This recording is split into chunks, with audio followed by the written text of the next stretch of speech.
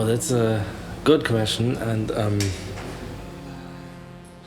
it's been a long time ago. Actually, I mean, I started making electronic music in the 90s, probably. At the time, I wasn't so much into house and techno first. It was more like breakbeats and trip hop and that kind of stuff. And yeah, this whole Bristol sound at the time, like Massive Attack and Tricky and Portishead and all this kind of stuff. That was really what got me into making electronic music, I would say. I played guitar in bands before, and then when I had listened to the first Portishead album, I knew I find guitar solos boring. I wanted to do something different. So this is basically when it all started.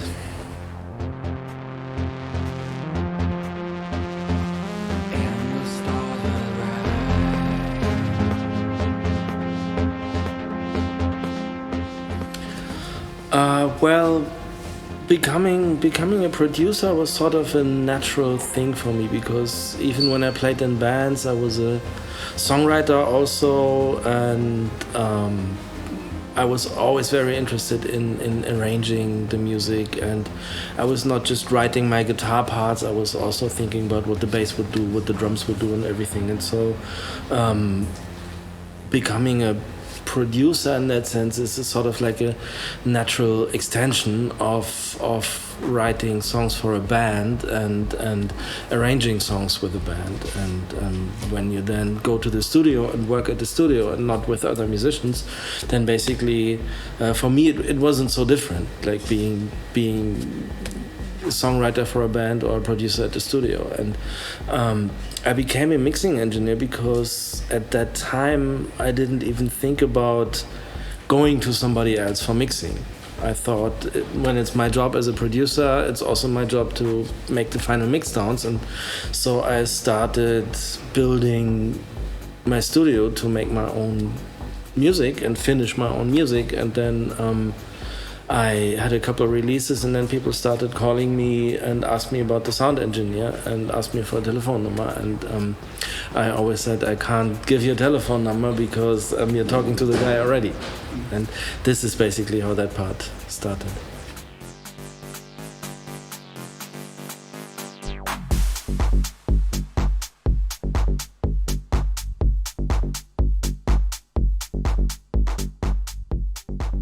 Yeah, the question about innovation. I mean, electronic music has always been about pushing the envelope and developing new things and creating sounds that didn't exist before. But if we go back to maybe the 80s and 90s, when everything was founded in a way, there was so much new technology coming out at the time, like samplers and new synthesizers and new ways of like new forms of synthesis and all this kind of stuff. And that obviously sparked creativity and made new genres possible. And now I think we are a bit in a post-modern time where we didn't really have a major technological like a new synthesis form or something that really opened completely new doors for everybody.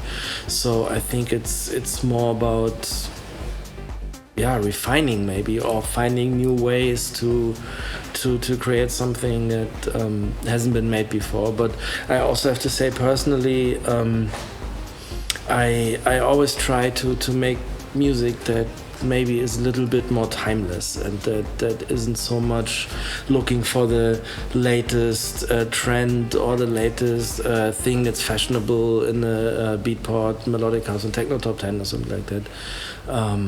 I always try to make music that is still interesting 5 years later, 10 years later or something like that, and that maybe transcends what is considered fashionable at a certain moment. And I mean, if you think about some of the tracks that I made that really touch the people, like A Million Souls, for example. It's still, I'm getting messages from people who tell me that they like the song, and also Poem for the Planet is something that, with the whole production and also the message of the lyrics, and I think this people can listen to that probably in 20 years and still enjoy it. And I think the risk is when you do something that is really very now sounding. For example, all this kind of LFO breakdowns that everybody's doing at the moment. I'm not doing this because I have the feeling in maybe 6 months or 1 year, everybody will find this super boring and can't stand listening to that anymore. And so I try not to do this in the first place.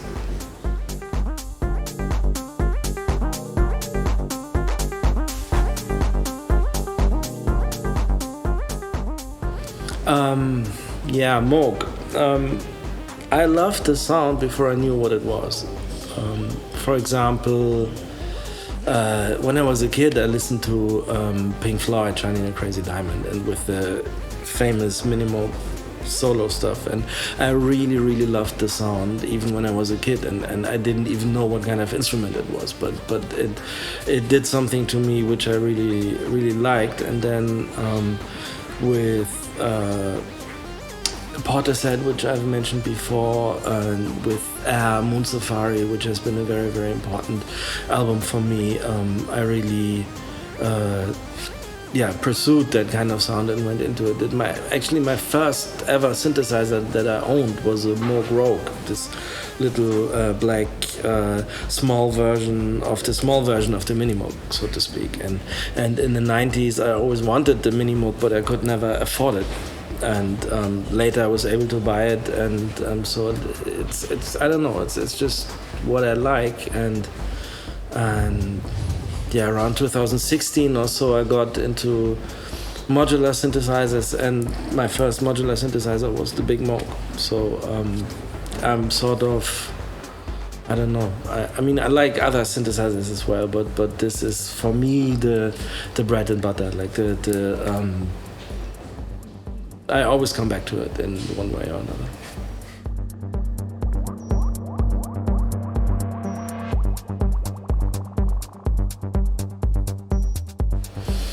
Well, if you look at my studio, there's a couple choices and some options, and it's maybe even too much stuff. But the good thing about it is that I sometimes use something for a while, and then I have the feeling I need something else, and then I go to some. So it sort of goes round in circles. So there was a time, for example, where I did a lot of lead sounds with the Moog Matriarch because I just had it new and I liked it a lot. And now it's moving in different ways, and also basically something like the ARP 2600 is also, I mean, I think there was even a lawsuit back then because they copied the Moog filter and stuff like that. So it's also sort of like a version of the Moog, and even something like very special like the Gnophonium sort of reminds me of Moog in a certain way. And I'm also using plugins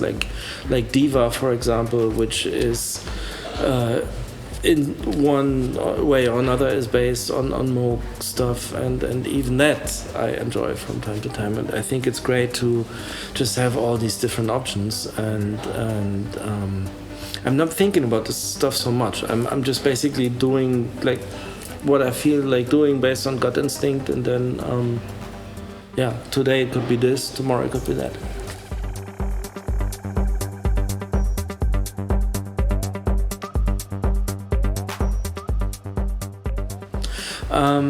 Yes, I have a Buchla music easel, which is a very funny instrument, and I have to say I'm always every now and then recording something interesting with it, and it's definitely an instrument that sort of makes sense in the collection of my synthesizers, but at the end of the day, I'm probably always have been more of an East Coast synthesis guy in the sense of what I like, and that I also, I mean, I enjoy playing, I enjoy keyboards, I enjoy composing melodies and stuff like that, and yeah, so I'm probably leaning always a little more to the East Coast side of things, and also I have to say that I mean the music it's a fun thing, and it can provide great sounds, but at the same time it's very expensive, and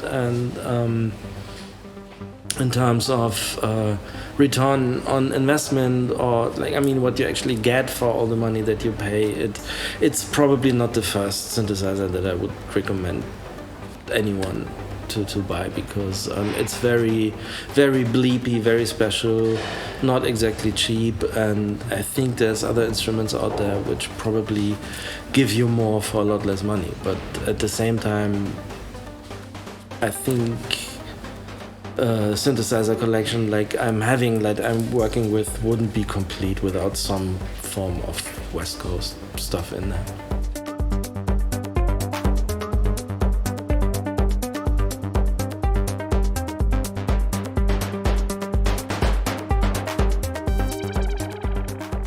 Yeah, how do you make music? How do you create stuff? I mean, I don't have one recipe or one formula. In general, I would say it's 2 or 3 different ways. Like one would be just the traditional way of playing something at the studio, working with an instrument, and sort of finding something that's interesting. It's for example, Keith Richards, the infamous Rolling Stones guitarist, who's one of my musical heroes and one of the reasons why I wanted to start playing guitar when I was a kid.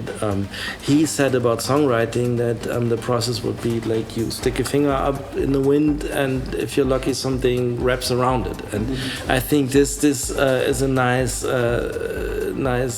description for this process of playing something, noodling around, and suddenly maybe finding something that you find interesting. So oftentimes I just work like this and develop something, but sometimes also I'm having like musical concepts or ideas in my head or something that just pops up in my mind, and I have the feeling, okay, this is interesting, I have to go to the studio and do it. And I mean, I've told the story a couple of times already, but a track like A Million Souls, for example,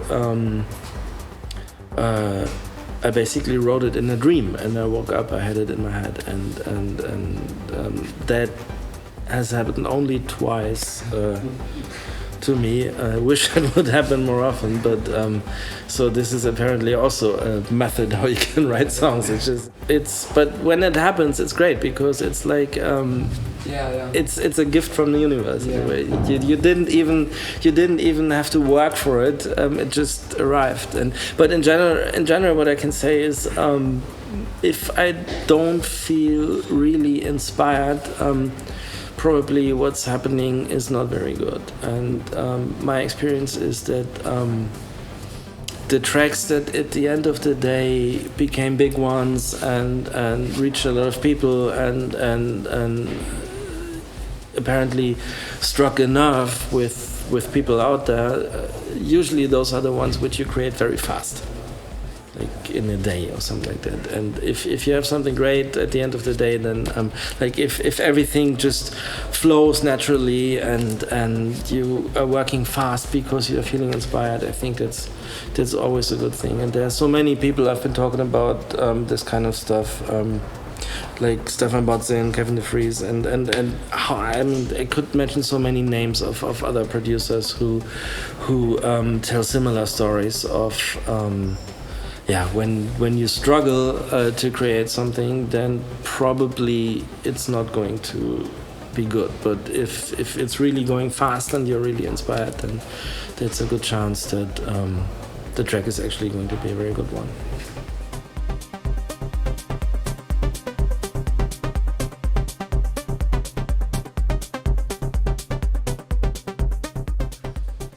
I would say I mean, the ultimate goal is that you create your own musical handwriting and something that people are going to recognize you for. But I would say this is really the big goal, and that only happens over time. And you need to spend a lot of hours doing this to get to that point. And I think on the way getting there, there's a couple of things which are really important, and one of them probably is to allow yourself the time to develop that.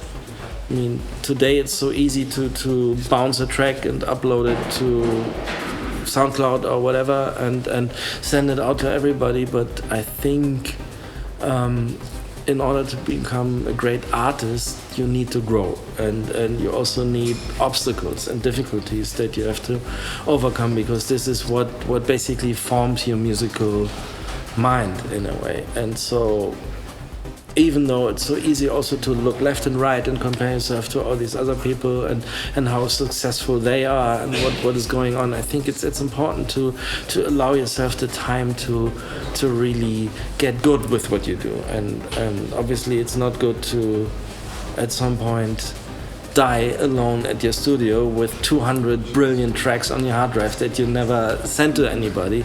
I mean, that's not good, but at the same time, sending stuff out too early before you're really ready, I think it's also not a good idea. And I think limitations are very important. Today everybody has everything in their laptops, like the whole Arturia collection, native instruments, tons of samples of all the drum machines, and that can be very, very confusing. And I think it's a good idea to focus on a couple instruments, like 1, 2, 3 synthesizers that you really start to understand, and where you maybe also really make sounds from scratch and not just select presets. And then maybe you focus on one drum machine first, or one type of hi-hats or whatever. And if you basically use the whole option that you have with every track from the beginning, chances are that what you do is quite random. Like sometimes it may be totally there, sometimes it may be totally there, and it never really gets to a point where you have to feel, okay, this is mine, this is what I'm doing, this sounds like me. So I think limitations are also very important, and in that sense I'm happy that I don't have to start making music now, because when I started making music you had to buy an actual synthesizer, and then your money was spent and you had to save money before you could buy the next one. And so whenever you made a decision for something, it was also a decision against something else. And I think it's important to keep that in mind, even when you have 20 different VSTs on your computer, that you maybe decide for something and against something else, and you can then still change this at some point. But I think allowing yourself the time to grow and also limiting yourself to a selection of choices, I think when somebody does that, that can be really, really helpful. Thank you for your time. Thank you very much. Thank you for your story.